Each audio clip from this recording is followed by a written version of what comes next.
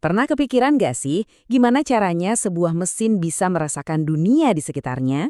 Nah, kali ini kita akan bongkar bahasa rahasia yang jadi kuncinya. Bahasa yang dipakai mesin buat memahami dunia fisik kita. Jawabannya ada di sebuah bahasa yang unik. Bahasa yang bisa menerjemahkan gerakan, ketinggian, dan panas menjadi data yang dimengerti oleh mesin. Dan semuanya berawal dari sini. Oke. Mari kita mulai dengan memahami komponen-komponen inti yang jadi jembatan antara dunia kita dan dunia digital. Kita sebut saja mereka ini para penerjemah. Coba bayangkan sebuah alat yang bisa mengubah satu jenis energi menjadi jenis lain. Itulah yang namanya transducer. Dia bisa misalnya mengambil energi cahaya dari matahari dan mengubahnya jadi listrik, atau sebaliknya, mengambil listrik dan mengubahnya jadi getaran suara. Kuncinya yaitu konversi energi. Sekarang, sensor itu adalah jenis transducer yang lebih spesifik lagi. Tugasnya adalah menjadi indera untuk mesin. Jadi, dia mendeteksi fenomena fisik, kayak suhu, tekanan, atau gerakan, dan secara khusus mengubahnya menjadi sinyal listrik supaya bisa diproses oleh komputer.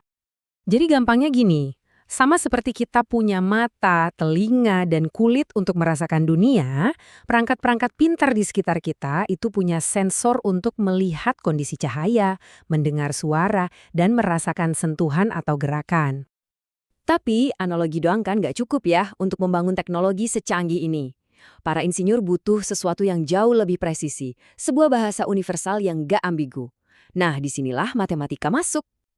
Ini dia inti dari sebuah fungsi. Sebuah aturan yang sangat jelas. Kasih dia input, dia akan kasih output yang spesifik. Simple kan? Bayangin aja kayak vending machine.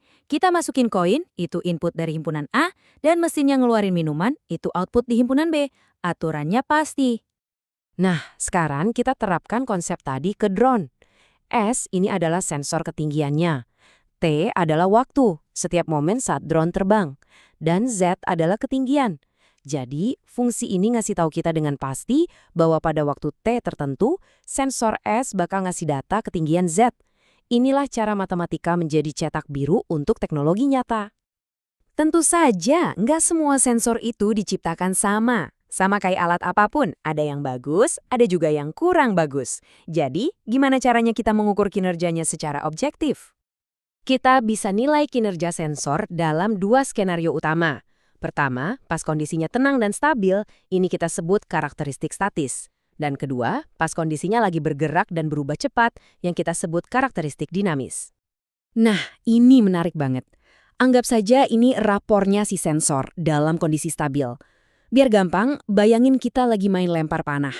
Akurasi itu seberapa dekat lemparan kita ke titik tengah target. Kalau presisi, itu seberapa ngumpul lemparan-lemparan kita satu sama lain meskipun nggak kena tengah. Keduanya ini penting banget buat sensor yang andal. Contohnya, akurasi itu gampang diukur. Kalau suhu badan kita sebenarnya 37,0 derajat dan termometer nunjukin 37,2, ya berarti kesalahannya 0,2 derajat. Ini adalah metrik statis yang jelas dan terukur. Oke, sekarang kita lihat gimana performa sensor saat kondisi di sekitarnya berubah-ubah.